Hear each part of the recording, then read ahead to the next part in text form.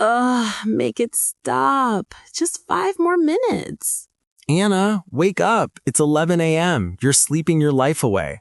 But my bed is so warm and the world is so cold. Can I just hit snooze one more time? No, if you want to be successful, you have to win the battle of the bed. Today, we are talking about the hardest part of the day, waking up. Let's get energized. Hello, everyone, and welcome back to Talk in English channel. I'm your host, Anna, and today we're starting a brand new 10-part series all about morning routines. We're going to teach you exactly how to describe your morning in English using natural, everyday language that native speakers actually use. This is super practical conversation practice that you can use every single day. And I'm Jake, your co-host. As you just heard in that embarrassing introduction, I am terrible at mornings. I have no routine, no discipline, and no idea what I'm doing when I wake up. But I know that successful people always talk about having morning routines, so I want to learn how to create one and talk about it properly in English. You're absolutely right that morning routines are important, Jake. Studies show that people who have consistent morning routines are more productive, less stressed, and generally happier throughout the day. But before we can build a good routine, we need to learn how to talk about it in English. So let's start with the absolute basics, waking up. Waking up is honestly the hardest part of my entire day. When my alarm goes off at 7 a.m., I always hit the snooze button at least 3 or 4 times. Then I finally drag myself out of bed around 8:30, which makes me late for everything. I hate mornings so much. How do you wake up, Anna? Well, I'm definitely a morning person, which is the opposite of you. I naturally wake up around 6 a.m. every morning, even on weekends. I don't even need an alarm clock most days because my body's just programmed to wake up early. The first thing I do when I open my eyes is stretch in bed for about 30 seconds before getting up. 6 a.m.? That sounds absolutely terrible to me. I don't understand how people can be morning people. What's the secret? Is it just genetics, or can you train yourself to become a morning person?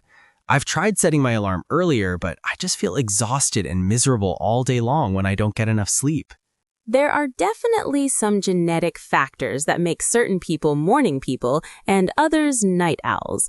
But you can train yourself to wake up earlier by gradually adjusting your bedtime and wake-up time. The key is consistency. You need to wake up at the same time every single day, even on weekends, until your body adjusts to the new schedule.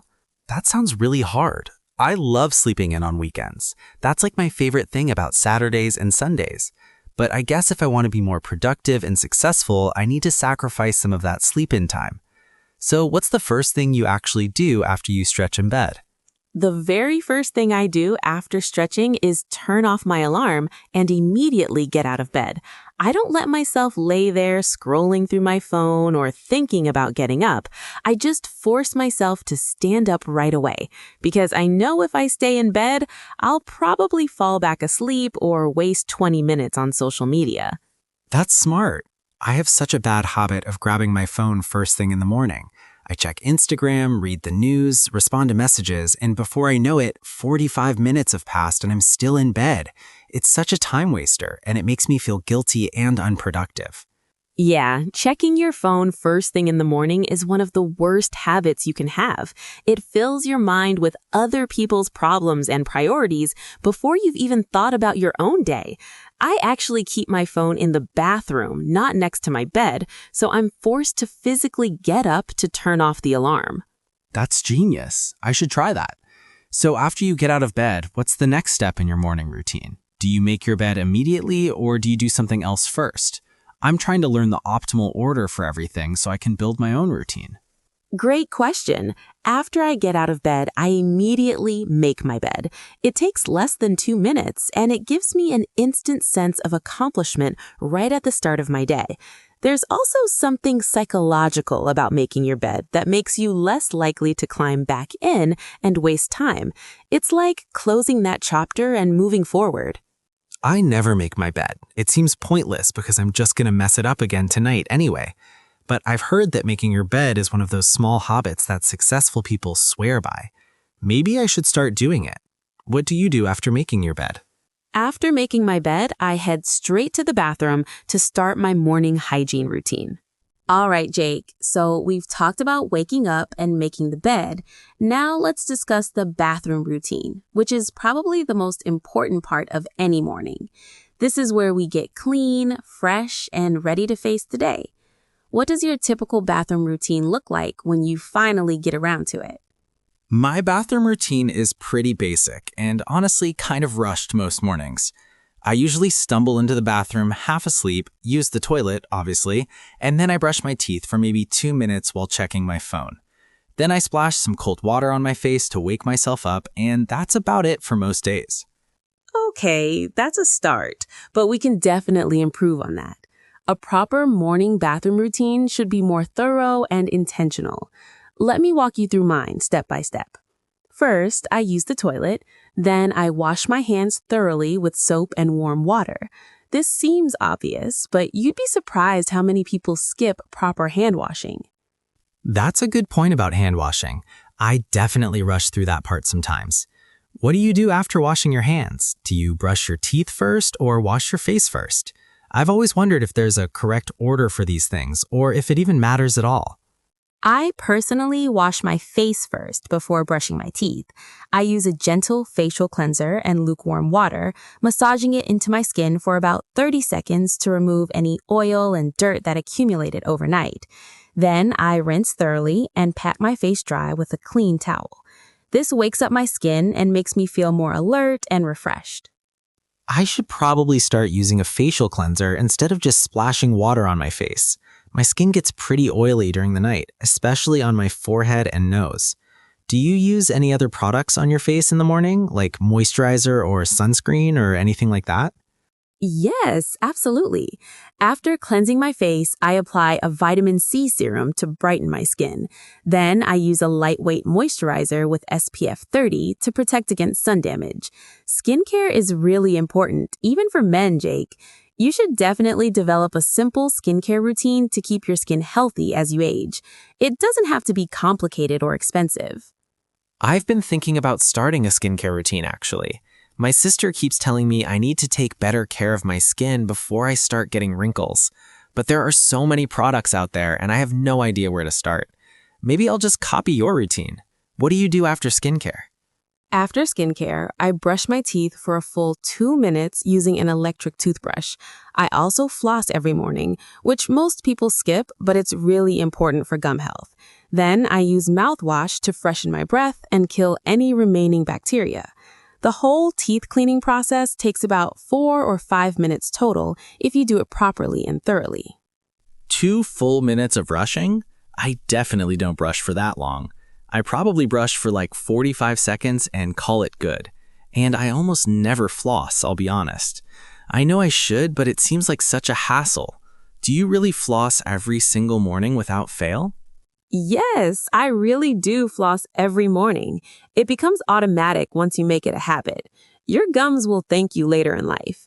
After brushing and flossing, I comb my hair and decide if I need to wash it that day or if I can get away with dry shampoo. I don't wash my hair every day because it's not good for your hair health. How often do you wash your hair? I wash mine every single day because it gets greasy really fast. Is that bad for my hair? I've heard different opinions on this. Some people say you should wash daily, others say you should only wash a few times a week. Washing your hair every day can actually strip it of natural oils and make it produce even more oil to compensate. I wash my hair about 3 times a week, on Monday, Wednesday, and Friday. On the other days, I either use dry shampoo or just rinse it with water and style it differently.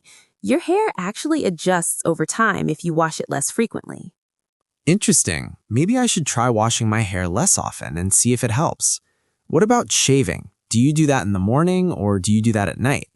I usually shave in the morning if I have an important meeting or event, but otherwise I skip it for a few days. I don't have to shave my face, obviously, but I do shave my legs about twice a week, usually at night in the shower rather than in the morning. For men who shave their face, morning is typically better because your face is less sensitive then, but it really depends on your personal preference and schedule. That makes sense. I think I prefer morning shaving when I do shave. There's something about having a fresh, clean-shaven face that makes me feel more professional and put together for the day. Okay, so after the bathroom routine is completely done, what comes next? Do you shower in the morning? Yes, I shower every morning. All right, Anna, let's talk about showers. This is honestly my favorite part of the morning routine when I actually do it. There's something so refreshing about a hot shower that makes you feel like you're washing away yesterday and starting fresh. Do you prefer hot showers or cold showers in the morning? I'm definitely a hot shower person, especially in the winter months. I love standing under hot water for 5 to 10 minutes, letting it wake up my muscles and clear my mind. Some people swear by cold showers for the energy boost and health benefits, but I just can't bring myself to do it regularly. Cold showers feel like torture to me. Same here. I've tried the cold shower thing a few times because I've heard it's supposed to boost your immune system and increase alertness, but I always end up turning the water hot within 30 seconds. I just can't handle that initial shock of cold water. It's too intense for me, especially first thing in the morning. Cold showers definitely require a lot of willpower and discipline, but hot showers have their own benefits too. They relax your muscles, open your pores for deeper cleaning, and provide stress relief. I usually start with warm water, wash my body and hair for a minute, then gradually turn it cooler at the end for about 20 or 30 seconds to close my pores and wake myself up. That's a smart compromise, starting hot and ending cool. I should try that method. So walk me through your shower routine, step by step. What do you wash first? Is there a particular order you follow, or do you just wash whatever in whatever order feels right that day? I always follow the same order in the shower because it helps me be more efficient and not forget anything. First, I wet my entire body and hair with warm water for about 30 seconds. Then I apply shampoo to my head, massage it into my scalp for a minute, and rinse it out thoroughly.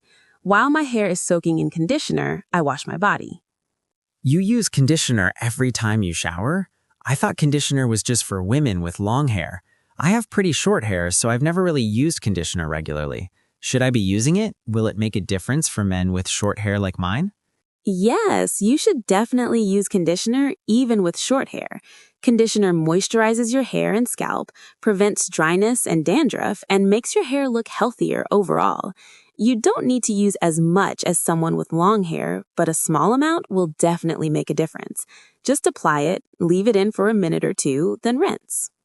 Okay, I'll add conditioner to my shopping list. So while your conditioner is sitting in your hair, you wash your body. What kind of soap or body wash do you use? I just use whatever bar soap is cheap at the grocery store, but I'm wondering if I should invest in better products. I use a moisturizing body wash with a subtle scent, nothing too perfumey or overwhelming. I apply it to a loofah or washcloth first to create a good lather. Then I wash my entire body in sections.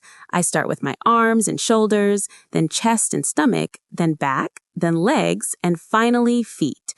I make sure to scrub thoroughly but gently. That's very systematic. I just kind of randomly wash whatever I think about first. I should probably develop a more consistent system like yours to make sure I don't accidentally skip any areas. How long does your entire shower usually take from start to finish? Mine probably takes about 7 or 8 minutes. My showers take about 12 to 15 minutes total, including hair washing. On days when I don't wash my hair, it's more like 8 to 10 minutes. I know some people take really long showers, like 20 or 30 minutes, but I try to be mindful of water usage and not waste too much time or water standing under the shower. 12 to 15 minutes seems reasonable and thorough without being excessive. I should probably take slightly longer showers and be more intentional about the washing process instead of just rushing through it. What do you do immediately after you turn off the water and step out of the shower? Immediately after stepping out, I squeeze excess water from my hair and then wrap it in a microfiber towel. Then I use a separate bath towel to dry off my body thoroughly, starting from top to bottom. I make sure to dry really well between my toes and other areas where moisture can get trapped and cause issues. Then I hang up my towels to dry. You use a separate towel for your hair. I just use one towel for everything. Is there a reason you use 2 different towels? Does it matter, or is it just personal preference? I'm trying to learn all the little details that might improve my routine. Using separate towels is partly personal preference and partly hygiene. The microfiber hair towel absorbs water much better than a regular towel and helps prevent hair breakage and frizz.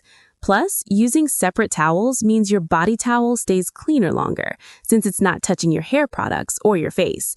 But it's not absolutely necessary if you don't want to do it. That makes sense. I might try the separate towel thing.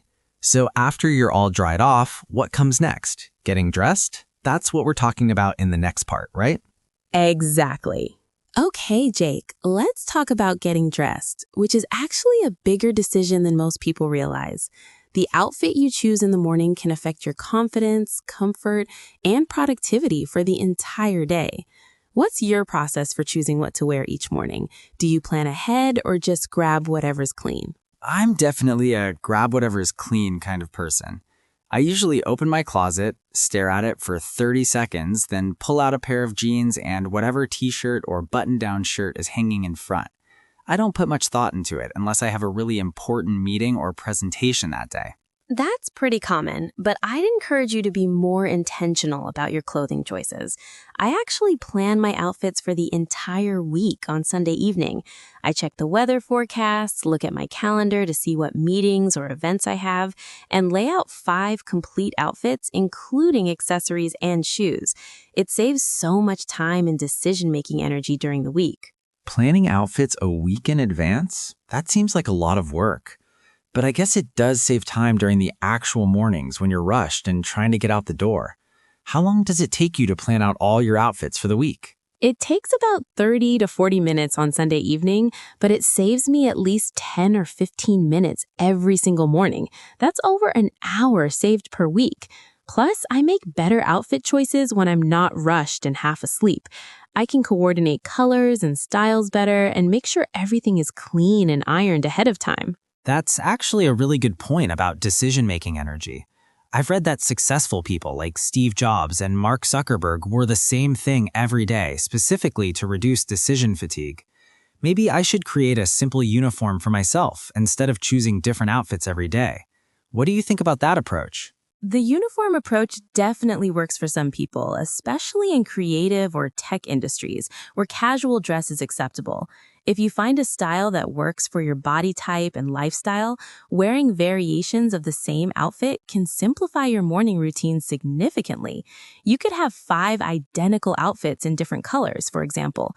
That's a valid strategy. I like that idea. Maybe I'll get several pairs of dark jeans and several solid-colored button-down shirts in different colors like blue, white, gray, and black. That way, I look put together without having to think too hard about it. What do you typically wear on a regular workday? For work, I usually wear business casual attire. That means dress pants or a knee-length skirt paired with a blouse or sweater and comfortable but professional shoes like flats or low heels. I work in an office environment, so I need to look polished and professional without being overly formal in a full suit every day. Business casual is such a confusing dress code category. It seems like every workplace defines it differently. At my office, some people interpret business casual as jeans and a polo shirt, while others wear dress pants and blazers. It's hard to know where the line is between too casual and too formal. You're absolutely right that business casual varies by industry and company culture. My advice is to observe what senior people in your office wear and follow their lead. When in doubt, it's better to be slightly overdressed than underdressed. You can always remove a blazer or roll up your sleeves if you feel too formal, but you can't add formality if you're too casual. That's solid advice. So after you've chosen your outfit, how long does it actually take you to get dressed? I can throw on jeans and a shirt in like 2 minutes, but I imagine with more complex outfits, it takes longer. Getting dressed takes me about 5 to 7 minutes, including putting on jewelry and accessories. I take my time to make sure everything fits properly and looks good together. I also check myself in a full-length mirror before leaving the bedroom to make sure there are no wardrobe malfunctions like tags sticking out or mismatched socks. A full-length mirror is something I definitely need to invest in. I only have a small bathroom mirror, so I can never see my complete outfit before I leave the house. I've definitely gone to work before with mismatched socks or wrinkled shirts that I didn't notice until later in the day. It's embarrassing when someone points it out later. A full-length mirror is essential. You can get an inexpensive one at any home goods store. It makes such a difference in how you present yourself. After getting dressed, I also spray on a little perfume, usually just 1 or 2 sprays on my wrists and neck.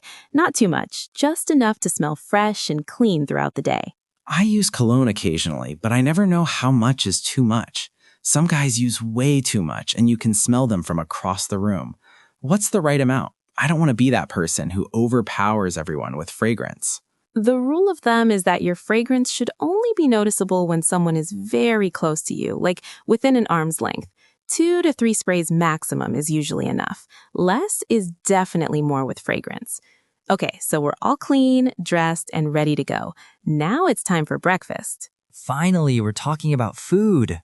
Breakfast is honestly the only part of my morning routine that I never skip because I'm always starving when I wake up. My stomach is literally growling the moment I get out of bed. Do you eat breakfast every single morning without fail, or do you sometimes skip it when you're running late? I eat breakfast every single morning without exception. It's the most important meal of the day, in my opinion. Breakfast gives you the energy and nutrients you need to function properly, improves concentration and mood, and actually helps with weight management by preventing overeating later in the day. I never skip it, even if I'm running late. What do you typically eat for breakfast? I usually just pour myself a big bowl of sugary cereal with milk and call it good. It's quick, easy, and tastes good. But I've been told that sugary cereal isn't the healthiest breakfast option. What would you recommend instead? Sugary cereal is definitely not the best choice because it spikes your blood sugar and then causes a crash mid-morning, leaving you tired and hungry again. I recommend a balanced breakfast with protein, healthy fats, and complex carbohydrates. My typical breakfast is scrambled eggs with vegetables, whole grain toast with avocado, and a piece of fruit like an apple or banana. That sounds delicious, but also like it takes a lot of time to prepare every morning. How long does it take you to cook that breakfast every morning before work? I barely have time to pour cereal into a bowl. I can't imagine actually cooking eggs and toast every single morning before work. That seems impossible with my current schedule. It takes about 30 to 40 minutes to prepare and eat my breakfast, which I know sounds like a lot, but it's totally worth it. I wake up early enough to have time for a proper breakfast without rushing. If you're really short on time, you could meal prep some breakfast items on Sunday, like egg muffins or overnight oats that you just grab and eat immediately. No cooking required. That actually sounds way better than I expected. I might try making overnight oats this week. What other quick breakfast options would you recommend for people like me who are always rushing in the morning and don't have time for elaborate cooking? I need simple solutions that don't sacrifice nutrition. Some other quick options include Greek yogurt with granola and berries, whole grain toast with peanut butter and banana slices, or a protein smoothie with fruits and vegetables blended together. You can make breakfast burritos in advance, freeze them, and microwave one each morning for a hot, filling breakfast in under 2 minutes. The key is planning ahead. These are all great suggestions. I especially like the idea of frozen breakfast burritos that I can just microwave. That's exactly my speed. What do you drink with your breakfast? I usually have orange juice or sometimes just water if I'm being lazy and don't want to pour anything else. I always have a large glass of water first thing in the morning before eating anything. Your body is dehydrated after sleeping for 8 hours, so drinking water immediately helps rehydrate you and kickstart your metabolism. With my breakfast, I usually have black coffee or green tea for the caffeine boost and antioxidants. I try to avoid sugary juices. I'm a huge coffee person. I honestly can't function without my morning coffee, but I like my coffee with lots of cream and sugar, which I know is probably not the healthiest way to drink it. How do you take your coffee, and do you think I should try to cut back on the cream and sugar? I drink my coffee black now, but I used to add cream and sugar too. I gradually reduced the amount over several months until my taste buds adjusted to black coffee. If you want to cut back, do it slowly. Reduce the sugar by half a spoon every week until you're using minimal amounts. Your palate will adapt over time. Gradual reduction makes sense rather than going cold turkey and hating my coffee. I'll try that approach. How much coffee do you drink in the morning? Just 1 cup or multiple cups? I usually have 2 large mugs before I even leave the house, and then I get another coffee at work mid-morning. I have one large cup of coffee with breakfast, which is about 12 ounces, and that's usually enough caffeine for me. I might have a second smaller cup mid-morning if I'm feeling tired, but I try not to drink too much caffeine because it can make you jittery and anxious. Plus, too much coffee can dehydrate you. That's a good point about dehydration. I definitely need to drink more water throughout the day. Okay, so after breakfast is finished, what do you do with your dishes? Do you wash them immediately or do you leave them in the sink to deal with later? I always wash my dishes immediately, or at least rinse them and put them in the dishwasher. Leaving dirty dishes in the sink creates clutter and attracts pests. It only takes 2 or 3 minutes to clean up after breakfast, and then your kitchen stays clean and organized.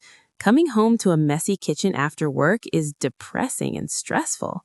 Let's dive deeper into the topic of morning beverages, Jake, because what you drink in the morning is just as important as what you eat.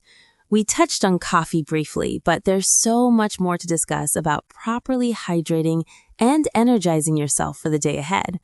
Besides coffee, what other beverages do you typically drink in the morning? Honestly, it's mostly just coffee for me. Sometimes I'll have a glass of orange juice if we have it in the fridge, but usually I just drink 2 or 3 cups of coffee and call it good. I know I should drink more water, but I always forget until I'm already out the door and on my way to work. You really need to prioritize water first thing in the morning. Your body loses a lot of water during sleep through breathing and sweating, so you wake up in a dehydrated state. I drink 16 ounces of room temperature water immediately after waking up, before I do anything else. It helps flush out toxins, jumpstart your metabolism, and improve your energy levels naturally. 16 ounces is a lot of water. That's like 2 full glasses. Do you drink it all at once, or do you sip it slowly over 10 or 15 minutes? I feel like if I chugged that much water first thing in the morning, I'd feel sick or bloated or something. I drink it fairly quickly, usually within 5 minutes or so, but not so fast that it makes me uncomfortable. You can sip it more slowly if chugging doesn't work for you. The important thing is getting that water into your system before you consume coffee or anything else. Some people add lemon juice to their morning water for extra vitamin C and detox benefits. I've heard about lemon water being healthy. Does it actually make a difference, or is it just a trendy health fad with no real benefits? I'm always skeptical about these wellness trends that promise miraculous results. It seems like there's always some new superfood or drink that's supposed to change your life completely. Lemon water does have legitimate benefits, though it's not a miracle cure for everything. The vitamin C supports your immune system, the acidity helps with digestion, and it makes the water taste better, so you're more likely to drink enough. But plain water is still great if you don't like lemon.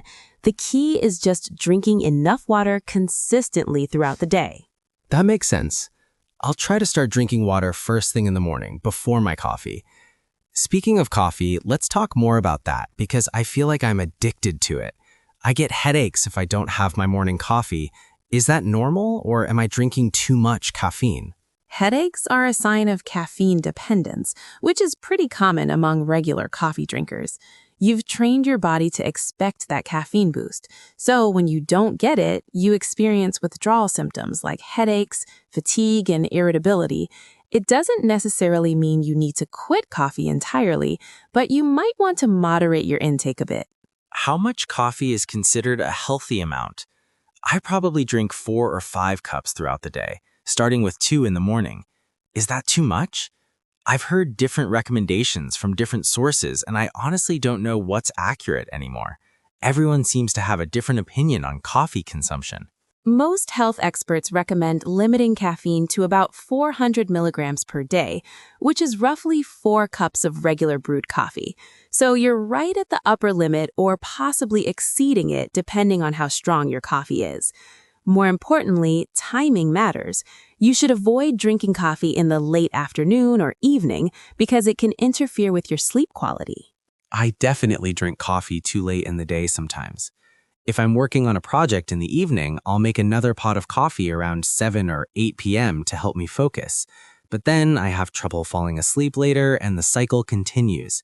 It's probably contributing to my terrible morning routine. Exactly. Late coffee disrupts your sleep, which makes you tired in the morning, which makes you reach for more coffee. It's a vicious cycle. Try to have your last cup of coffee by 2 or 3 p.m. at the latest. If you need an energy boost later in the day, try a short walk outside, some stretching exercises, or a healthy snack instead. That's good advice. I need to break this caffeine dependency cycle. What about other morning beverages like tea? Do you ever drink tea instead of coffee, or are you a coffee-only person? I've tried switching to tea a few times, but it never gives me the same energy boost that coffee does. I do drink green tea sometimes, especially on days when I want caffeine, but not as much as coffee provides. Green tea has about half the caffeine of coffee, plus it contains L-theanine, an amino acid that promotes calm focus without the jitters. It's a gentler energy boost compared to coffee's intensity. Herbal teas are also great for mornings if you want something warm without any caffeine. What are some good herbal tea options for morning? I've tried chamomile before, but that made me sleepy instead of energized. I need something that wakes me up and gets me ready for the day, not something that makes me want to crawl back into bed and take a nap. Chamomile is definitely more of an evening tea. For mornings, try peppermint tea, which is refreshing and helps with digestion, ginger tea, which is energizing and anti-inflammatory, and citrus herbal blends that are bright and uplifting. These don't have caffeine, but they still provide a sense of alertness through their flavors and aromatherapy properties. I'll have to try those options. What about smoothies or protein shakes in the morning? I see a lot of fitness people drinking those for breakfast. Are smoothies a good morning beverage, or are they more like a meal replacement? Smoothies can definitely work as a complete breakfast if you include the right ingredients. A good morning smoothie should have protein from sources like Greek yogurt or protein powder, healthy fats from nuts or avocado, vegetables and fruits for vitamins, and maybe some oats for complex carbohydrates. That makes it a balanced meal, not just a sugary drink. Anna, we've covered all the physical aspects of a morning routine, like showering, eating, and getting dressed. But what about the mental and emotional preparation for the day ahead? I find that even when I do everything right physically, I still feel sometimes anxious or unmotivated about the day ahead. How do you mentally prepare yourself each morning? That's such an important topic that often gets overlooked. Mental preparation is just as important as physical preparation. I spend about 10 to 15 minutes each morning doing what I call my mindfulness routine. This includes meditation, journaling, and setting intentions for the day. It helps me feel centered, focused, and ready to handle whatever challenges come my way. Meditation is something I've always wanted to try, but never actually started. It seems complicated, and I don't really understand how to do it properly. Do I need to sit in a specific position? Do I need to completely empty my mind of all thoughts? How long should I meditate for as a beginner? Meditation is actually much simpler than most people think. You don't need any special equipment or training. I just sit comfortably in a chair or on my bed and close my eyes and focus on my breathing for 5 to 10 minutes. When thoughts come up, which they always do, I gently acknowledge them and return my focus to my breath. There's no perfect way to do it. 5 to 10 minutes seems manageable. I thought meditation required like 30 minutes or an hour of sitting still, which seemed impossible for someone like me who can barely sit through a TV show without checking my phone. Do you use any apps or guided meditations, or do you just meditate silently on your own? When I first started, I used guided meditation apps like Headspace and Calm, which were incredibly helpful for learning the basics and staying focused. Now I usually meditate silently on my own, but I still use guided meditations occasionally when I want some structure. There's no right or wrong way. Use whatever method helps you actually do it consistently. I'll download one of those apps and give it a try this week. What about journaling? I've never been a journaling person because I don't know what to write about. Do you follow a specific format or structure, or do you just write whatever comes to mind each morning? I use a structured format that works really well for me. Every morning, I write down 3 things I'm grateful for, 1 goal for the day, and any thoughts or feelings I'm experiencing. It takes about 5 minutes total, and it really helps me start the day with a positive mindset. Gratitude journaling specifically has been proven to increase happiness and reduce stress. 3 things you're grateful for every single day? Don't you run out of things to write after a while? I feel like I'd say the same things over and over again, like I'm grateful for my family and I'm grateful for my health, and eventually it would feel meaningless and repetitive. It's okay to repeat things. Being grateful for your health every single day is perfectly valid because health is genuinely important and not guaranteed. But I also challenge myself to notice small, specific things, like I'm grateful for the delicious coffee I had this morning, or I'm grateful for the sunny weather today. The specificity keeps it fresh and meaningful. That makes sense. Being specific prevents it from becoming just a rote exercise where you're going through the motions without really feeling it. What about setting intentions for the day? How is that different from just making a to-do list? I already make to-do lists, but they don't really help my mental state. Setting intentions is more about how you want to feel and show up rather than just what you want to accomplish. For example, my intention might be, I want to approach challenges today with patience and creativity, or I want to be fully present in my conversations. It's about mindset and values, not just checking boxes off a list. That's a really interesting distinction. So it's more about the quality of your presence and actions rather than the quantity of tasks completed. I like that approach. Do you do any other mental preparation activities besides meditation and journaling?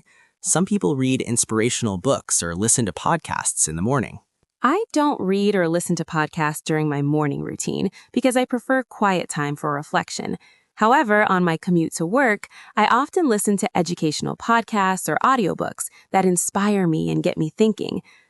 All right, Jake, we're getting close to the end of the morning routine now.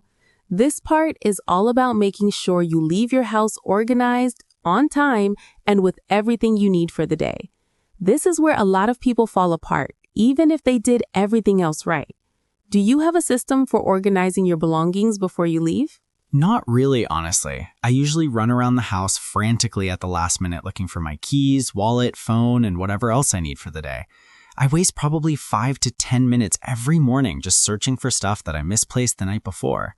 It's really frustrating and makes me late all the time. That's a super common problem. The solution is to create a designated spot for all your essential items and always put them in the same place every single evening when you come home. I have a small table near my front door with a bowl for my keys, a tray for my phone and wallet, and hooks for bags and jackets. Everything has a home. A designated spot makes so much sense. I think half my stress in the morning comes from that frantic searching for things. If I just put everything in the same place every night, I'd save so much time and frustration. What else do you do to stay organized in the morning? I also pack my bag the night before with everything I need for the next day. This includes my laptop, chargers, notebooks, lunch if I'm bringing one, water bottle, and any documents or materials I need for meetings. In the morning, I just grab the pre-packed bag and go. No last-minute packing or forgotten items. Packing your bag the night before is genius. I always pack my bag in the morning while I'm half asleep and rushing, so I inevitably forget important things. Just last week, I forgot to pack my laptop charger and my computer died during an important afternoon meeting. It was so embarrassing. I need to start preparing the night before. Exactly. Evening preparation makes the morning so much smoother. I also check the weather forecast the night before, so I know what jacket or umbrella to bring. There's nothing worse than leaving the house unprepared for rain or cold weather and being uncomfortable all day. 2 minutes of planning saves hours of discomfort. I hate getting caught in the rain without an umbrella. That happened to me last month and I showed up to a client meeting completely soaked and looking unprofessional. It made such a bad first impression. I definitely need to start checking the weather every evening. What time do you typically leave your house in the morning? I leave my house at 7:30 a.m. every morning. My commute takes about 25 minutes, so I arrive at the office around 8 a.m., which gives me 15 minutes to settle in, make another cup of coffee, and review my schedule before my workday officially starts at 8:15. I hate rushing, so I always build in extra buffer time. Buffer time is so important. I always calculate the absolute minimum time I need and then leave exactly at that time, which means any small delay makes me late. I should start leaving 15 minutes earlier than I think I need to. Do you drive to work or do you take public transportation? I drive to work most days because it's more convenient and reliable, but I take public transportation occasionally when parking is difficult or when I want to read during the commute instead of focusing on driving. Both options have their pros and cons. What about you? How do you get to work? I drive every day because my office isn't near any public transportation stops. My commute is about 35 minutes if traffic is good, but it can be up to an hour if there's heavy traffic or an accident on the highway. Traffic is so unpredictable, which is another reason I should leave earlier with buffer time built in. Absolutely. Traffic unpredictability is stressful. Before leaving the house, I also do a quick mental checklist. Phone, keys, wallet, badge, bag. Those are my 5 essentials. I literally say them out loud while touching each item to make sure I have everything. It sounds silly, but it prevents me from forgetting things and having to turn back. The mental checklist technique is really smart. I'm going to start doing that. Phone, keys, wallet. That's my basic 3. Sometimes I also need to remember my gym bag if I'm planning to work out after work, but I always forget it. Maybe I should pack that the night before too and put it by the door with everything else. Yes, definitely pack it the night before. Visual reminders work really well. If you need to remember something, put it somewhere you can't possibly miss it, like blocking your front door or putting it on top of your shoes. You'll literally trip over it on your way out, so there's no way to forget. That's hilarious but effective. I'll try that with my gym bag. Okay, so we've packed everything, done our checklist, and we're ready to walk out the door. But what about securing the house? I always worry that I forgot to lock a door or turn off an appliance. Do you have any strategies for that? I have a specific routine for securing the house before I leave. I walk through each room quickly, checking that lights are off, appliances are unplugged if necessary, windows are closed, and the thermostat is set appropriately. Then I arm my security system, lock the front door, and actually test the door handle to make sure it's truly locked. Takes 2 minutes. Testing the door handle is a good tip. I'm always paranoid throughout the day, wondering if I actually locked my door or just thought about locking it. Having a physical confirmation gives you peace of mind. Okay, so now we're finally out the door and heading to work. What's the mindset you try to maintain during your commute? That's a great question. All right, Anna, let's talk about the commute. This is the transition period between your home life and work life, and I feel like most people, including me, don't use this time very effectively. We just zone out or get stressed about traffic.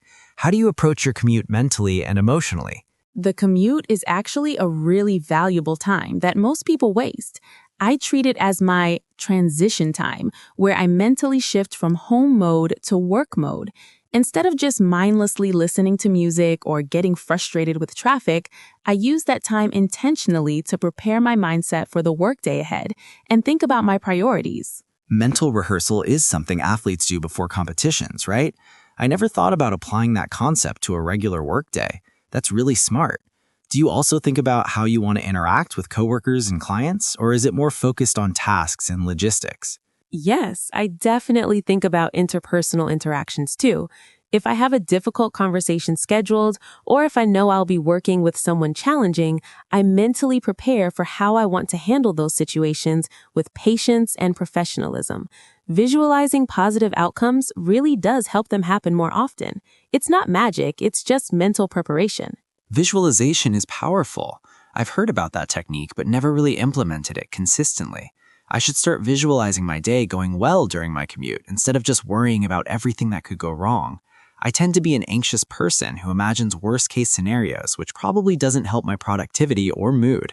Reframing your thoughts from worst-case scenarios to best-case scenarios can make a huge difference in your stress levels and actual performance.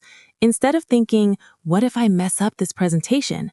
Think, I'm going to deliver this presentation confidently and clearly. The second thought is much more empowering and creates a better mindset for success. That's great advice. I need to work on that positive self-talk. What about the actual driving or commuting experience itself? Do you have any strategies for staying calm when traffic is terrible or when other drivers are being aggressive? I get road rage sometimes and it ruins my whole morning. Road rage is so counterproductive because you're starting your workday already angry and stressed over something you can't control. I try to practice acceptance when I'm stuck in traffic. I can't change the traffic, so getting angry about it is pointless. I take deep breaths, put on calming music or an interesting podcast, and remind myself that I'll get there when I get there. Acceptance is hard for me. I'm a very impatient person who wants everything to move quickly and efficiently. But you're right that anger doesn't change anything except my blood pressure. I should practice acceptance and patience during my commute. Maybe that's good practice for being patient in other areas of life too. Absolutely. The commute is actually great practice for patience and emotional regulation. If you can stay calm in traffic, you can stay calm in stressful meetings or when dealing with difficult people. It's all connected. Do you ever carpool or use the commute time to connect with other people? I always commute alone because I work different hours than my coworkers and I live in a different area of the city. But I thought about joining a carpool to save money on gas and reduce my environmental impact. Do you carpool or do you always drive alone? I drive alone most days for the flexibility and independence, but I occasionally carpool with a coworker who lives near me. Carpooling can be nice for social connection and shared commute costs, but it also requires coordination and you lose some personal time. It's a trade-off. Some people love it, others prefer driving alone for the solitude. The solitude aspect is actually something I appreciate about my solo commute. It's one of the only times during my day when I'm completely alone with my thoughts, which can be refreshing. But I do wish I was being more productive with that time like you are. I'm going to start implementing your strategies. Even just one small change can make a big difference. Start with one thing, like listening to an educational podcast or doing some mental planning, and build from there. You don't have to completely overhaul everything at once. Small, consistent changes add up over time. What do you do when you first arrive at work? I usually just rush to my desk, boot up my computer, and immediately start responding to urgent emails. It's pretty chaotic. What do you do when you first arrive at the office? Do you have a routine for starting your workday smoothly? Yes, I have a specific routine for the first 15 minutes after I... All right, Jake, we've made it to part 10, the final part of our morning routine series. Let's talk about those crucial first few minutes when you arrive at work and how to transition smoothly into your workday. This is where your entire morning routine either pays off or falls apart. What do you currently do when you first walk into the office? Like I mentioned, I usually just rush to my desk in a state of semi-panic and immediately start putting out fires. I open my email, see 50 new messages, and just start randomly responding to whatever seems most urgent. There's no method or strategy. It's chaotic and stressful, and I usually feel behind before my day even really starts. That sounds overwhelming. The first 15 minutes at work are crucial for setting your tone and priorities for the entire day. Instead of immediately diving into email chaos, I take 15 minutes to settle in properly. I put away my coat and bag, make a cup of coffee or tea, and sit down at my desk to review my calendar and create my priority list for the day. Creating a priority list makes sense, but how do you resist the temptation to immediately check your email when you know there are probably urgent messages waiting? I feel guilty if I don't respond to emails right away, like people are waiting for me and I'm letting them down by not answering immediately. That's a common feeling, but most urgent emails aren't actually urgent. They can wait 15 minutes while you organize your thoughts and priorities. By taking that time to plan, you'll actually be more efficient throughout the day because you know exactly what you need to accomplish. Reacting to every email immediately makes you reactive instead of proactive about your time. Reactive versus proactive. That's a really important distinction. I definitely fall into the trap of being reactive all day long, just responding to whatever comes at me instead of controlling my own agenda. How do you decide what goes on your priority list? Do you limit yourself to a certain number of tasks? I use the rule of 3, where I identify the 3 most important tasks that absolutely must be completed that day. Everything else is secondary. This prevents me from creating an impossibly long to-do list that just makes me feel overwhelmed and defeated. 3 major accomplishments per day is realistic and achievable, and it feels great when you complete them all. 3 tasks seems manageable. I usually put like 15 things on my to-do list and then feel terrible when I only complete 7 or 8 of them. Limiting to 3 important tasks would probably make me feel more successful and less stressed. What do you do after you've created your priority list? After my priority list is done, I do a quick scan of my email inbox just to check if there are any genuine emergencies that need immediate attention. This takes about 5 minutes. If there's nothing truly urgent, I close my email and start working on my first priority task. I batch process emails later in the morning rather than constantly checking throughout the day. Batch processing emails is something I've heard about but never implemented. I'm always checking my email constantly throughout the day, which is super distracting and breaks my concentration every few minutes. I should try checking email only at specific times like 9 a.m., noon, and 3 p.m. instead of constantly monitoring my inbox like it's a slot machine. Exactly. Constant email checking destroys your productivity and keeps you in a state of distraction. Set specific times for email, turn off notifications between those times, and focus deeply on your priority tasks. You'll get so much more done and feel so much less fragmented. Your morning routine has given you energy and focus. Don't waste it on email reactive mode. That's such valuable advice. Okay, Anna, we've covered so much in this 10-part series, from waking up to breakfast to mental preparation to commuting to starting the workday. I feel like I have a complete roadmap now for transforming my chaotic mornings into a structured, intentional routine. What would you say is the most important takeaway from this entire series? The most important takeaway is this: your morning sets the tone for your entire day. If you wake up rushed, stressed, and reactive, that energy carries through everything you do. But if you wake up with intention, take care of yourself physically and mentally, and start your day proactively, you'll feel more in control and successful throughout the day. Small morning habits create massive life changes. Small morning habits create massive life changes. I love that. I'm committed to implementing these changes starting tomorrow morning. I'm going to set my alarm 30 minutes earlier, drink water first thing, take a proper shower, eat a healthy breakfast, and actually prepare mentally for my day. I'm excited to see how this transforms my life overall. That's fantastic, Jake. I'm so proud of you for committing to this change. Remember, it takes about 2 months to build a new habit, so be patient with yourself if you slip up occasionally. The key is consistency, not perfection. Just keep showing up each morning and following your routine, even when you don't feel like it. Consistency over perfection, another great motto. Thank you so much, Anna, for walking me through this entire morning routine process. And thank you to everyone watching and listening to Talk in English.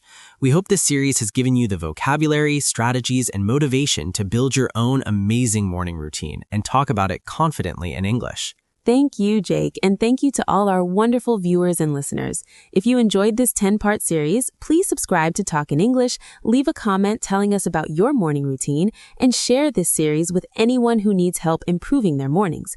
We love hearing from you and learning about your routines. What's one thing you're going to change about your morning routine after watching this series? Let us know in the comments below. We read every single comment, and we might even feature your routine tips in a future episode.